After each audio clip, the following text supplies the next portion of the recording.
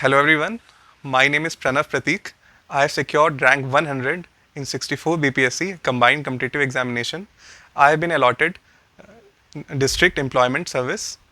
This was my second attempt. Before this, I have secured rank 166 in 63rd BPSC Combined Competitive Examination.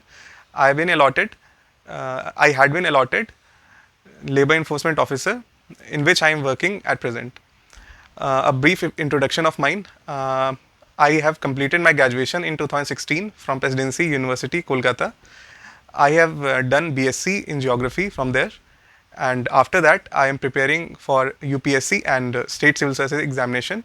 In UPSC, I have given 3 mains, and I am not able to clear mains examination. So I am here to discuss my strategy for BPSC examination. My discussion will be based on 3 parts. First, I will discuss how you should prepare for the prelims, mains, and interview for the BPSC examination, and after that, I'll discuss how you will prepare for geography, which was my optional, and how can you prepare along with your job. So coming to the prelims part, prelims में जो है आप देखेंगे तो major जो portion होता है वो 4 होता है. इसमें जैसे कि आपका हिस्ट्री है, history, current affairs, science technology और बिहार स्पेशल. ये 4 सेक्शन है जिनसे आपको 30 क्वेश्चन ईच आते हैं. तो इसमें से अगर आप ये 4 अच्छे से कवर कर लें तो आपका 120 आउट ऑफ 150 क्वेश्चन प्रिपेयर हो जाएगा. तो इसके लिए हिस्ट्री के लिए आप जो है ल्यूसेंट की बुक आती है, आप उसको रेफर कर सकते हैं, स्पेशली एंशिएंट और मिडिएवल के लिए. और मॉडर्न के लिए आई वुड सजेस्ट कि आप स्पेक्ट्रम के साथ जा सकते हैं, वो काफ़ी अच्छी बुक है फॉर मॉडर्न हिस्ट्री. उसके बाद करंट अफेयर्स के लिए आप कोई भी एक कंपाइलेशन जो एग्ज़ाम से पहले आती हो उसको आप थॉरोली कर लें, क्योंकि उसमें बहुत माइन्यूट डिटेल्स पूछते हैं और फैक्चुअल ज़्यादा रहता है नेचर करंट अफेयर्स का. अगर आप यूपीएससी का प्रिपेयर कर रहे हैं तो आपको काफ़ी हेल्प मिलेगा, बट इसमें काफ़ी जो फैक्चुअल चीज़ें होती है जैसे अवार्ड्स हो गया, चाहे स्पोर्ट्स के न्यूज़ हो गए, जो कि हम यूपीएससी में आमतौर पर कवर नहीं करते हैं, वो आप इसमें करंट अफेयर प्रिपेयर कर सकते हैं अलग से. और फिर इसके अलावा आप डेली न्यूज़पेपर जो है वो एक आपको हेल्पफुल रहेगा, बिहार का एक और एक नेशनल न्यूज़पेपर लाइक हिंदू. और फिर साइंस टेक्नोलॉजी के लिए आप जो है इसमें बहुत ज़्यादा जो है साइंटिफिक उतना नहीं पूछा जाता है, लाइक फार्मूला या फिर वैसा उतना ज़्यादा नहीं रहता है. तो आप जो है साइंस टेक के लिए ल्यूसेंट का बुक है, उसमें आप कवर कर सकते हैं. उसमें बहुत सेलेक्टिवली आपको करना होगा, और इसमें आप प्रीवियस ईयर क्वेश्चंस पेपर जो है वो आपका गाइड की तरह काम करेगा कि आपको कितना पढ़ना है किसी भी टॉपिक में. तो आप जो है वो प्रीवियस ईयर क्वेश्चंस के ही लाइट में जो हो सके आप अपना सारे जितना भी है उसका प्रिपरेशन आप इसमें कीजिए. और इसके अलावा बिहार स्पेशल है जिससे कि 30 नंबर का आता है, उसके लिए मैंने क्राउन की बुक रेफ़र की थी. आप वो चाहे तो रेफ़र कर सकते हैं, या फिर उसके अलावा कोई भी जिसमें जो बिहार स्पेसिफिक बुक हो वो आप कर सकते हैं. इसके अलावा ये 120 नंबर ऐसे ख़त्म हो जाता है. इसके बाद बचता है 30 नंबर. तो 30 नंबर में 10 नंबर का तो मैथ्स रहता है, तो वो भी आप जो है उसमें बहुत बेसिक रहता है, उसमें बहुत ज़्यादा कुछ करने की आवश्यकता नहीं है अगर आपका जो बैकग्राउंड है वो रहा है, या फिर आप उसको क्वेश्चंस देखेंगे, आप प्रीवियस क्वेश्चन आप 10 साल के सॉल्व कर लें, वही काफ़ी रहेगा. उसके बाद फिर जो है जो 20 रिमेनिंग 20 रहता है उसमें पॉलिटी, इकोनॉमी, इन्वायरमेंट, ये सब सारे सब्जेक्ट्स रहते हैं. तो इसके लिए ल्यूसेंट का आप गो थ्रू कर लें और प्रीवियस क्वेश्चन पेपर्स आप बना लें तो सफिशिएंट रहेगा फॉर प्रीलिम्स. अब मेंस की तरफ आते हैं. तो मेंस में जो है 3 पेपर होता है. पहला तो है आपका GS1, जिसमें कि आपका हिस्ट्री रहता है और करंट अफेयर्स रहता है और स्टैटिस्टिक्स रहता है. उसके अलावा फिर पेपर 2 होता है जिसमें आपका 3 सेक्शन होता है, पॉलिटी और इकोनॉमिक एंड ज्योग्राफी और साइंस एंड टेक्नोलॉजी.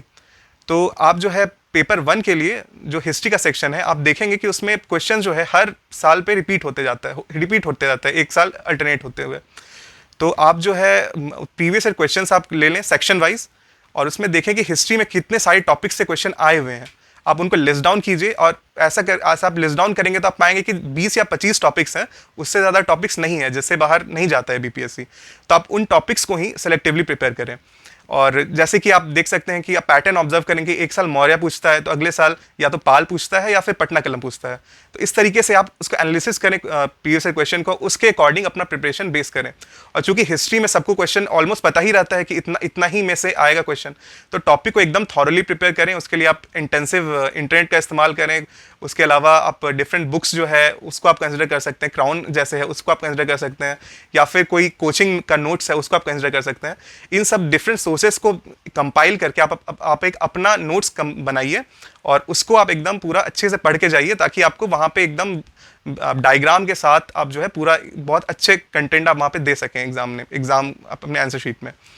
और ये हो गया हिस्ट्री का। फिर करंट अफेयर्स के लिए आप जो मेजर आप देखेंगे क्वेश्चन पेपर, तो आपको पता चलेगा कि बहुत ज़्यादा वो डीप घुस के नहीं पूछते करंट अफेयर्स में। बहुत कोई ब्रॉड टॉपिक जैसे डिमोनेटाइजेशन हो गया तो उसका क्या प्रोज है कॉन्स है, जैसे फिर आपका हो गया कोरोना में जैसे अभी चल रहा है तो कोरोना से क्या इम्पैक्ट पड़ेगा। तो ऐसे बहुत मोटे मोटे ब्रॉड टॉपिक्स का आप जो है कंपाइल, ब्रॉड टॉपिक्स को आप इंटरनेट पे सर्च करके या फिर किसी मैगजीन से, मंथली मैगजीन से आप उसका अपना एक नोट्स बना लीजिए और उसके बाद जो है आप उसको गो थ्रू कीजिए बार बार। तो आप देखेंगे कि आपने जितना टॉपिक्स प्रिपेयर किया उसमें से ही जो है क्वेश्चंस आएगा। और ऐसा तो है नहीं कि सारा क्वेश्चंस करना होता है। आपने देखा होगा कि 5 क्वेश्चंस रहता है, उसमें से आपको कोई 3 करना होता है।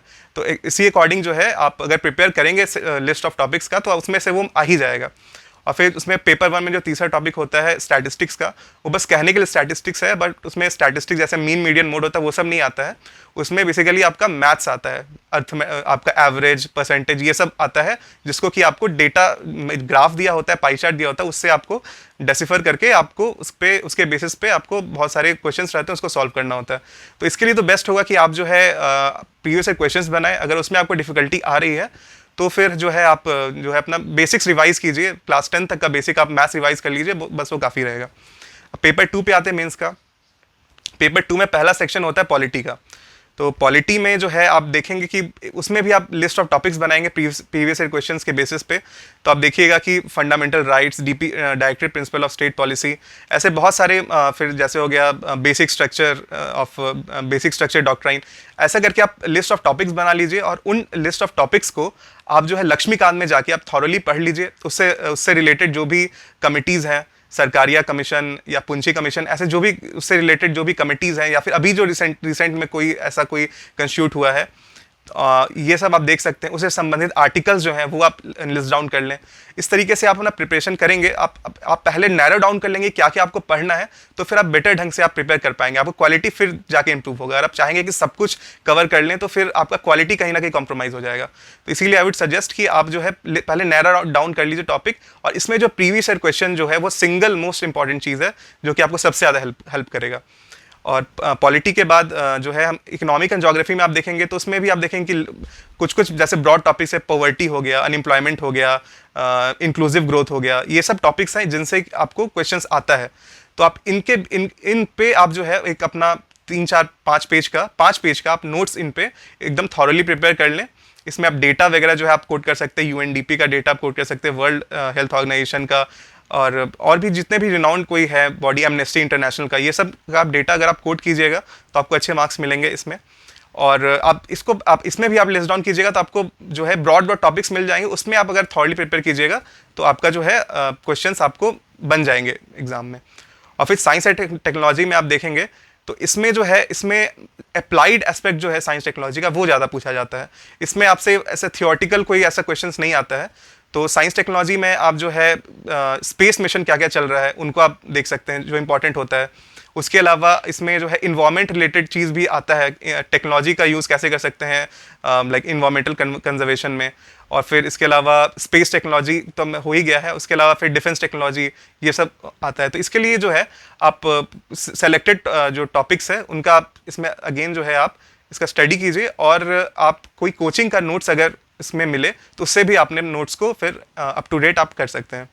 और फिर इंटरव्यू के लिए आई वुड सजेस्ट कि आप 2-3 मॉक्स जैसा आपको सूट करे और वैसा आप दे दीजिए, ताकि रियल टाइम जब इंटरव्यू देना हो आपको तो उस टाइम पे आपको जो है ज़्यादा दिक्कत ना हो। और आपको मतलब लगे कि हाँ मतलब पहले भी दिया हुआ है तो ऐसा कोई दिक्कत आपको इंटरव्यू देने के टाइम में ना हो। इंटरव्यू बहुत ही कॉर्डियल होता है और इंटरव्यू से तो डरने की खैर कोई ज़रूरत ही नहीं है। उसमें आपको आप अच्छे से, अगर आप कॉन्फिडेंट है वहाँ पे, आपका नॉलेज का वहाँ पे टेस्ट हो नहीं रहा है, तो आपको वहाँ पे अच्छे नंबर आएंगे। और फिर मेरा ऑप्शनल जो है वो ज्योग्राफी था। ज्योग्राफी का आप सिलेबस देखिएगा तो सिलेबस से ही काफ़ी हद तक डायरेक्ट क्वेश्चन पूछे जाते हैं। सिलेबस में जो भी टॉपिक मेंशन्ड है आप देखिएगा कि उन्हीं टॉपिक से जो है अल्टरनेट होते हुए, जैसे कि आपका एक साल जैसे आप क्लाइमेटोलॉजी में आप देखें कि 3-4 उसमें टॉपिक्स हैं, तो एक टॉपिक से जैसे इस बार क्वेश्चन आ गया तो उस टॉपिक से ज़्यादा चांस है कि अगले बार नहीं आएगा। तो उसके अलावा जो टॉपिक बचा हुआ है उनको आप पढ़ सकते हैं। जैसे कि आपका एक बार पूछा जा चुका है आपसे आपका एयर मासेस के ऊपर क्वेश्चन आ चुका है, तो नेक्स्ट टाइम हो सकता है कोपेन क्लासिफिकेशन है। इस टाइप से आप लिस्ट डाउन कर लीजिए टॉपिक्स को, उन टॉपिक्स पे आप जो है अच्छा कोई नोट्स आप जो है कोचिंग नोट्स जो यूपीएससी लेवल का हो, अगर आप उसको प्रिपेयर कीजिएगा तो आई थिंक कि आपको फिर ज़्यादा दिक्कत नहीं होगा इसमें। और क्वेश्चन जो है काफ़ी डायरेक्ट रहते हैं ज्योग्राफी में, तो उसका वो यूज़ आपको होगा। जो सेक्शन 1 होता है इसका, और सेकंड सेक्शन होता है उसमें बिहार से रिलेटेड चीज़ आता है, तो बिहार का ज्योग्राफी आता है। तो उसके लिए जो है आप इकोनॉमिक सर्वे जो है, इकोनॉमिक सर्वे जो निकलता है डिपार्टमेंट ऑफ फिनांस का, उसका जो एक्सिक्यूटिव समरी होता है आगे में ही होता है, वो 20-25 पेज का होता है। उसको आप अच्छे से गो थ्रू कर लीजिए, क्योंकि उसमें जो है आपको प्रीलिम्स के लिए भी उसमें हेल्पफुल हो जाएगा वो चीज़, उसमें जो भी फैक्ट्स हैं। और उसके अलावा जो है आप मेंस में भी आपको आप जो है पेपर GS2 का जो है स्पेशली वहाँ पे आप उसको उसका जो डेटा है उसको यूज़ कर सकते हैं। उसके अलावा ज्योग्राफी का जो सेक्शन 2 होता है, जिसमें बिहार रिलेटेड आपसे क्वेश्चन पूछे जाते हैं, उसमें भी जो है आपका इकोनॉमिक सर्वे जो है उससे आपको हेल्प मिलेगा आपको आंसर करने में। तो और फिर उसमें स्कीम्स जो है, बजट आप जो है वो आप सुन लीजिए, बिहार का जो प्रीवियस बजट है उसमें जो नए नए स्कीम्स जो अनाउंस किए गए हैं उनको आप अक्रॉस द पेपर्स आप यूज़ कर सकते हैं। और इसमें ज्योग्राफी में भी वो आपको यूज़ होगा। तो मैंने जॉब के साथ रहते हुए तैयारी की है। जॉब के साथ तैयारी करने के अपने चैलेंजेस तो होते ही हैं, जैसे कि ये जो है आप इसमें फुल टाइम आप जो है इन्वॉल्व नहीं हो सकते हैं, जो कि फ्रेशर्स जो और जो नॉन वर्किंग होते हैं उनको पूरा टाइम मिल रहा होता है प्रिपेयर करने के लिए। और साथ ही साथ जो है आप कहीं ना कहीं मेंटली ऑक्यूपाइड होते हैं जॉब आवर्स के दौरान भी और जॉब के बाद भी, मतलब कल आपको क्या करना है, या फिर मतलब आप मेंटली जो है आप उतने फ्री नहीं रहते हो जितना कि एक फ्रेशर रहता है। लेकिन मैं कहूँगा कि आप इसको जो है एक इम्पेडिमेंट के रूप में ना लें, इसको एक रुकावट के रूप में ना लें। आप इसका पॉजिटिव साइड देखें कि आप जो है आप कितने फ्रेश रहते हैं, आपको मतलब आप साथ साथ जो है आपके बोर्डम लाइफ में नहीं रहता है। आप जो है जॉब जो है आपको इंगेज रखता है, और पढ़ाई के अलावा का जो टाइम होता है आप उसमें दूसरा काम करते हैं, तो आप एक तरह से एनर्जाइज होकर वापस आते हैं। तो इसके लिए जो है जॉब के साथ भी जो है आप अगर 6 से 8 घंटा अगर आप निकाल पा रहे हैं तो वो सफिशिएंट है इस एग्ज़ाम को क्लियर करने के लिए। जैसे कि ऑफिस का आवर होता है 10 से 5 मोस्टली, इस टाइम पे आप इंगेज रहते हैं। तो आप कोशिश कीजिए कि 5 बजे घर आने के बाद जो है आप थोड़ा सा रेस्ट करके 1-2 घंटा फिर जो है आप एक लंबा 4-5 घंटे का स्ट्रेच वहाँ पे आप ले लें। जैसे आप 5 बजे आए तो 7 बजे से जो है आप एक लंबा स्ट्रेच ले लें 12-1 बजे तक। उसके बाद आप सो जाएं, और सुबह ऑफिस जाने से पहले भी कम से कम न्यूज़पेपर और थोड़ा बहुत जो है आप 3 घंटे का अगर आप सुबह में निकाल पा रहे हैं तो ऐसे ही जो है आप अगर आप इतना भी निकाल पा रहे हैं तो ये सफिशिएंट है। इसके अलावा जो आपका छुट्टी का दिन होता है और संडेज होता है उसका फुली यूटिलाइज कीजिए पढ़ाई के लिए। और अगर आप इफेक्टिवली इतना पढ़ रहे हैं तो आई डोंट थिंक कि आप किसी भी डिसएडवांटेज में है। अगर आप फुल टाइम भी कर रहे हो तो इससे ज़्यादा पढ़ पाना जो है वो सस्टेनेबल नहीं होता है ना लॉन्ग रन। तो इसलिए आप इसको जो है एज अ जो है आप इसको सेटबैक मत लीजिए, आप इसको पॉजिटिवली ही सोचिए कि आप इसमें जॉब में रहते हुए भी जो है इसके अलावा जो है आप फाइनेंशियली सिक्योर होते हैं, तो एक तरह से वो बर्डन आपके ऊपर नहीं होता है। और इसके अलावा जो है आप मेंटली जो है थोड़ा सा आप जो है रिलैक्स्ड रहते हैं। इसके अलावा जो है आप अपने हॉलीडेज़ को जो आपको छुट्टी मिल रही होती है उसको आप इस तरह से प्लान कर लीजिए अपने CL वगैरह की, आप जो है आपके पास सफिशिएंट CL रहे जब आपको इंपॉर्टेंट एग्जाम जैसा कि BPSC आप दे रहे हैं। और इसके साथ मैं कहना चाहूँगा कि मेरा तो ये जो है ये बैकअप प्लान था। मैंने UPSC का फुल टाइम में प्रिपरेशन करता था, तो और ये मेरा बैकअप प्लान था, और मेरा जो है फर्स्ट टाइम ही इसमें सिलेक्शन हो गया। तो मैं यही कहना चाहूँगा कि अगर आप जो है सीरियसली अगर आप UPSC की तैयारी करते हैं तो इसको फिर क्रैक करने में आपको बहुत ज़्यादा डिफिकल्टी नहीं होगा। आप इसके लिए आप डेडिकेटेड 2-3 महीना अगर आप दे देते हैं बिफोर प्रीलिम्स मेंस, तो जो है आप इसमें ईजिली जो है आप इसमें सेल थ्रू कर सकते हैं। और आप इसके लिए जितना भी एफर्ट डालें, जब आपका सिलेक्शन हो जाता है और जब आप एज अ ऑफिसर जो है आप काम करते हैं बिहार गवर्नमेंट के लिए, तो उसमें जो रिस्पेक्ट है, उसमें जो पावर है, उसमें जो प्रेस्टीज है, वो जो है आपका जितना भी आप एफर्ट आप डाले हो वो आपको लगेगा एट द एंड कि वो वर्थ था आपने जितना भी एफर्ट डाला। Thank you.